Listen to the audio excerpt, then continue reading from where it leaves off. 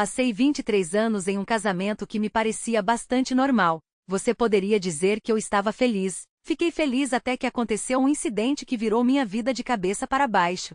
Se lhe parece que minha esposa acabou de me trair, você está enganado.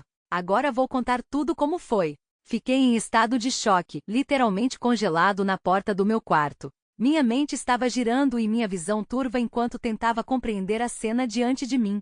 A evidência inequívoca se revelou quando vi minha esposa, que eu conhecia intimamente há 23 anos, deitada em nossa cama com um homem grande e peludo entre as pernas. A prova auditiva chegou aos meus ouvidos. James, um dos gerentes do escritório da minha esposa, estava envolvido e Jéssica, minha esposa, claramente desejava sua presença. Eu não conseguia acreditar no que estava testemunhando. Minha esposa praticava atos íntimos com outro homem. A voz de James ecoou na sala, e eu me perguntei sobre os limites do matrimônio enquanto Jéssica respondia apaixonadamente aos seus avanços. Minhas emoções giravam enquanto eu lutava com a realidade que se desenrolava diante de mim. Apesar do comentário irritante de James, eu não conseguia suportar a situação. Meus instintos de treinamento militar entraram em ação e eu agi. Agarrando James pelos cabelos, dei um soco forte em sua bochecha, deixando-o imóvel. Com uma saída rápida, deixei Jéssica alheia à minha presença. Do lado de fora da sala, ouvi Jéssica descobrir as consequências. James inconsciente e sangrando. Minhas mãos tremiam de preocupação e contemplei meu próximo movimento. Preocupado com meu próprio bem-estar, decidi procurar o conselho do Google, dirigindo até um parque próximo para evitar o cenário caótico. No meu carro estacionado, iniciei uma pesquisa no Google sobre o que fazer depois de nocautear um homem no meu quarto. Os resultados da pesquisa trouxeram algum humor e diversão com piadas e perguntas irrelevantes. Eu ri das piadas, mas percebi que precisava de orientação mais prática. Um link intrigante chamou minha atenção, o sinal número 1 de que sua esposa está prestes a trair. Ocorreu-me que poderia ter perdido sinais óbvios e gostaria de ter lido isso antes. A curiosidade me levou a explorar o conteúdo, apenas para encontrar um tratado escrito por misóginos. A informação não foi útil, mas aumentou as camadas de confusão e traição que me envolviam. Se eu fosse ser infiel, precisava monitorar seus ciclos férteis, especialmente porque ela estava tomando pílula, e o Google se mostrou inútil. Voltando para o trabalho, entrei pela porta dos fundos sem ser notada e liguei para Lauren, minha secretária, para vir urgentemente para uma tarefa. Entregando-lhe as cartas para enviar, expliquei que algo aconteceu e ela voltou para sua mesa. Apesar da dificuldade de trabalhar com um braço dolorido, concluí as tarefas do dia e fui para casa, curioso para saber a reação de Jéssica aos acontecimentos do dia. Ao entrar em casa, o aroma do jantar, possivelmente italiano, me cumprimentou. Jéssica estava na cozinha e eu a cumprimentei, esperando comida italiana. Ela perguntou sobre meu dia e enquanto conversávamos mencionei, brincando, uma maneira de cegar uma mulher com 3 aparelhos de ar-condicionado no para-brisa. Depois de perguntar sobre seu dia, Jéssica compartilhou a rotina habitual, escondendo os aspectos mais intrigantes de sua vida. Pedi licença para tomar banho e me trocar, meio que esperando encontrar nosso quarto marcado como cena de crime, mas tudo parecia normal. Mais tarde, durante o jantar, notei uma pequena mancha de sangue no colchão, o que me levou a questionar Jéssica sobre isso. Subindo para me trocar, examinei sua perna de perto, alegando que queria beijar o corte para uma cura mais rápida. Ela explicou que se cortou enquanto se barbeava. Aceitei sua explicação e tivemos um jantar amigável. Na sala, mencionei a mancha de sangue no colchão e Jéssica explicou, mencionando que era de um tempo atrás. De brincadeira me ofereci para beijá-lo, mas ela redirecionou a conversa, sugerindo que havia outra coisa que eu poderia beijar, proposta que recusei, surpreendendo-a, já que normalmente nunca recuso essas oportunidades. De qualquer forma, a ideia de beijar algo recentemente ocupado por um homem inconsciente não me atraiu, bem, basicamente ocupado por qualquer homem, exceto eu. Ela me olhou com certa preocupação e eu fingi estar indiferente, o que aliviou a preocupação de Jéssica. Sugeri assistir alguns episódios no Netflix e ela concordou. Decidimos por It Is Always Sunny em Filadélfia, encontrando um acordo pois ela gostou, e eu não odiei. Mais tarde, ela tentou me levar para a cama, mas eu afirmei que tinha papéis urgentes para revisar, e ela foi tomar banho, provavelmente ainda desejando intimidade com seu amante. Estávamos casados e felizes há 23 anos, com uma linda filha chamada Bailey. Jéssica tinha sido uma boa esposa e mãe, porém, pensando em um divórcio sem culpa, fiz uma lista de bens. Decidi dar à casa a Jessica, um bem que não gostava, em prol de uma divisão mais equitativa dos demais. Bailey era o bem que eu realmente queria, e eu tinha que descobrir como garantir que não precisaria compartilhá-la com Jessica. Uma visita a James, que havia sofrido ferimentos, parecia fazer parte do meu plano. Tarde da noite, sentei-me em frente ao computador pesquisando as instalações médicas onde James estava sendo tratado.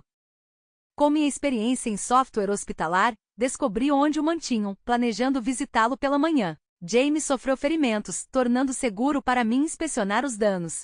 Alinhei meus objetivos, sabendo exatamente o que precisava alcançar. Indo para a cama há 1 hora, Jessica já estava dormindo e sua presença parecia um tanto desagradável. Ela se aconchegou contra mim, mas senti um pouco de repulsa. A transformação de Jessica de sexy e nojenta em um dia foi surpreendente.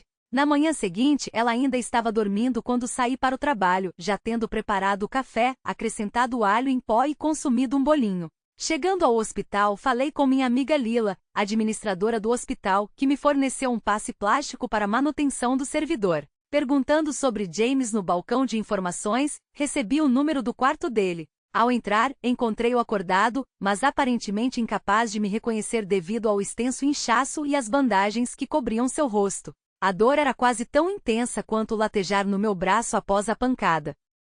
Peguei seus registros médicos e os digitalizei com meu telefone, e então tirei várias fotos de diferentes ângulos ao redor de sua cama.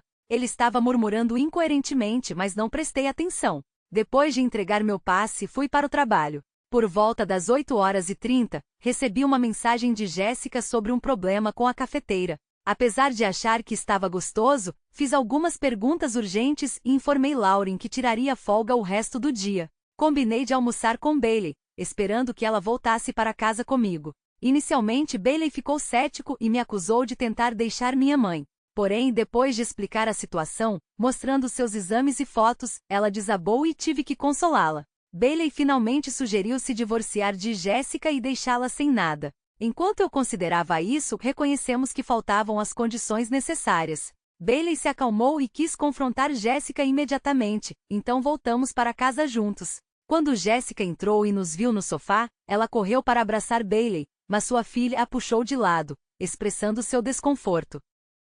Bailey acusou Jessica de possíveis preocupações com a higiene e sugeriu que ela poderia ter enfiado as mãos nas calças de alguém no trabalho. Jessica ficou chocada e Bailey se manteve firme. Jessica olhou para mim em busca de uma explicação, e depois que revelei a ambulância e a visita da polícia, seus olhos ficaram vidrados. Ela desmaiou e Bailey e eu a ajudamos a se sentar no sofá, especulando que ela poderia ter desmaiado momentaneamente. Garantimos um ao outro que ela recuperaria a consciência em breve. Fiquei ali sentado esperando, discutindo trabalhos escolares e coisas mundanas, quando Jessica de repente gemeu.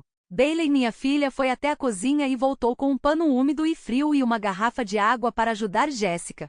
Enquanto ela lavava o rosto e a ajudava a beber a água, Jessica se acalmou um pouco. Quando Jessica perguntou como Bailey sabia que ela estava saindo com alguém, a voz de Bailey estava cheia de sarcasmo, e Jessica decidiu discutir o assunto em particular com ela e meu marido. A fúria de Bailey era palpável e ela expressou seu descontentamento por ser tratada como uma criança. Apesar de sua raiva, ela voltou a falar sobre a situação. Jessica, arrasada, pediu desculpas e Bailey desabafou sua frustração, alegando que seus planos para as férias de primavera foram arruinados. Suas palavras ousadas me chocaram, pois nunca tinha ouvido usar tal linguagem antes. A cena emocionante continuou, com Bailey expressando sua decepção com Jessica por arruinar a família. Em meio ao caos, interrompi com perguntas, buscando esclarecimentos sobre o que havia acontecido entre Jessica e James. Jessica, dominada pelas emoções, começou a soluçar histérica. Quando ela se acalmou, pressionei por respostas, questionando se Jessica estava arrependida por amar James e pedindo desculpas por encontrar a felicidade em outro lugar. Enquanto Jessica tentava explicar, interrompi, afirmando que não tinha feito nada e, segundo a polícia, estava no trabalho no momento do suposto incidente. Jessica ficou incrédula, questionando como eu sabia da investigação policial.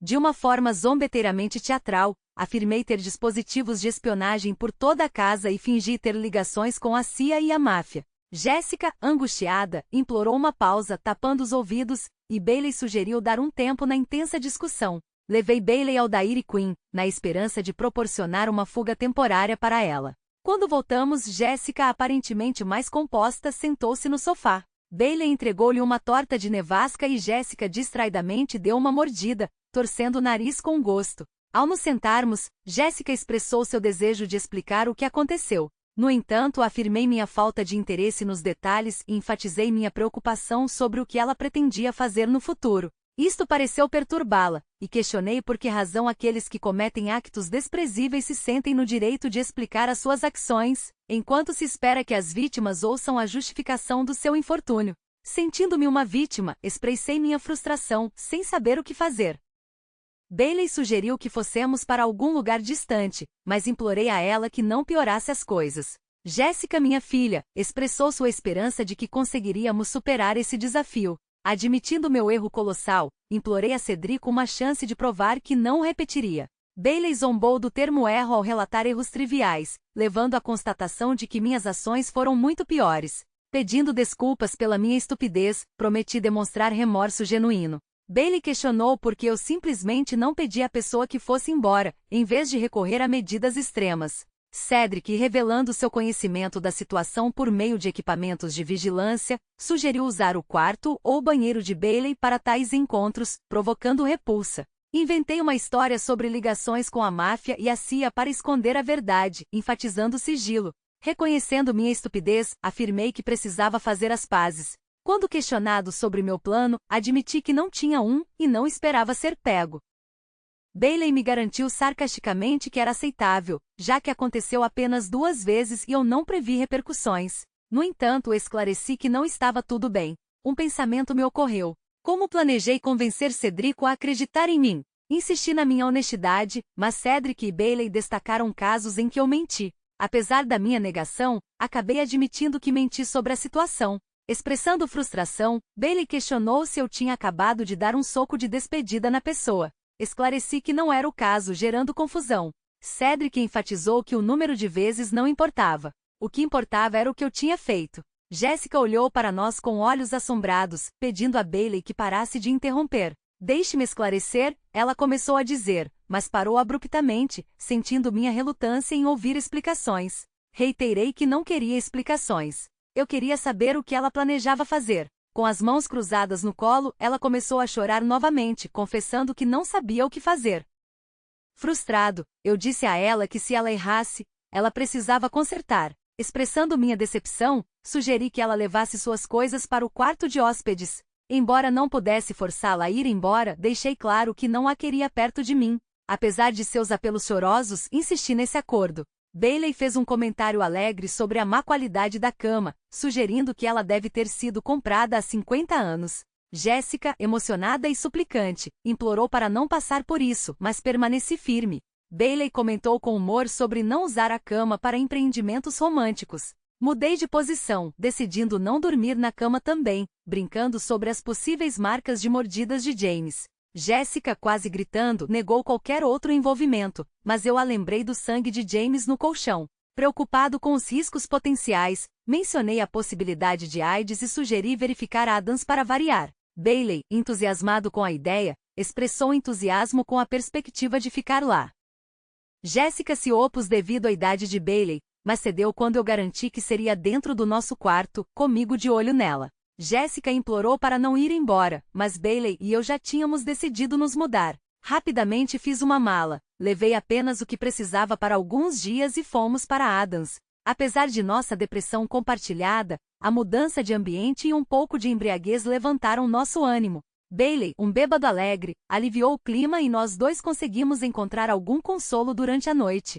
De manhã tomamos café da manhã, tentando discutir nosso futuro. Bailey, minha filha, perguntou sobre meus planos. Incerto, sugeri consultar um advogado. Quando ela perguntou se eu conseguiria superar isso e ficar com ela, expressei dúvidas, reconhecendo que a traição parecia irreparável. Bailey compreendeu, reconhecendo o peso de 23 anos de casamento. Ela voltou para a aula e eu decidi ficar mais uma noite, reconhecendo que enfrentar a realidade da situação era inevitável.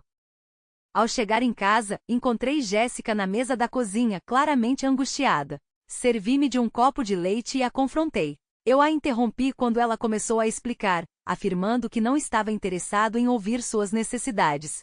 Enfatizei meu desejo de ter uma esposa fiel e uma mãe confiável para Bailey. Jéssica, à beira das lágrimas, tentou se expressar. Interrompi, insistindo que fossemos ao escritório de Robinson no dia seguinte, deixando-a confusa.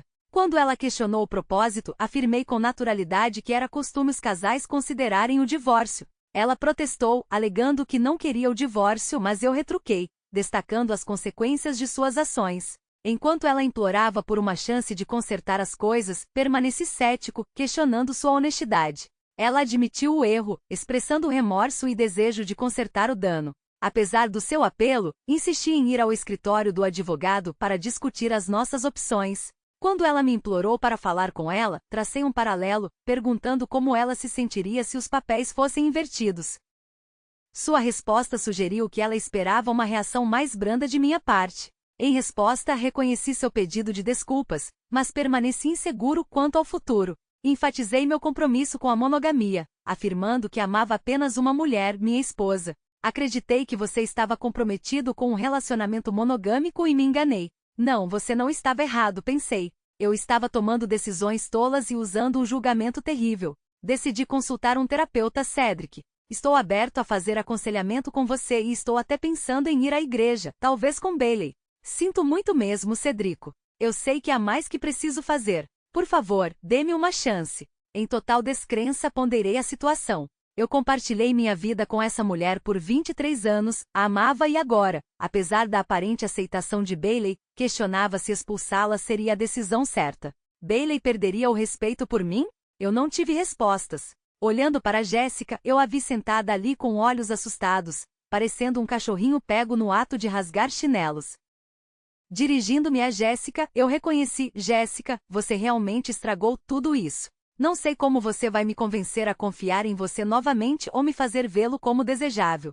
Estou disposto a lhe dar uma chance, mas teremos que ver no que vai dar. Na manhã seguinte, Bailey ligou, contando que Jéssica havia pedido para ir à igreja com ela no domingo seguinte. Expliquei a situação e Bailey, sendo compreensivo, disse: "Que bom, papai. Ela estragou tudo, mas eu a amo. Estou bravo com ela e não vou aguentar por muito tempo, mas sei que ela te ama e você a ama. Ajudarei como puder. Eu te amo, papai, e sempre estarei ao seu lado." Grata pelo apoio de Bailey, assegurei a ela. "Obrigado, querido. Apenas concentre-se em você mesmo, e eu também te amo. Acho que vamos resolver as coisas. Jéssica é uma mulher linda e estou otimista de que as lembranças daqueles 23 anos bons acabarão ofuscando a dor daquele dia terrível. Teremos que ver como isso se desenrola." Entrei em contato com o Google. Eles estão buscando respostas melhores para algumas perguntas comuns.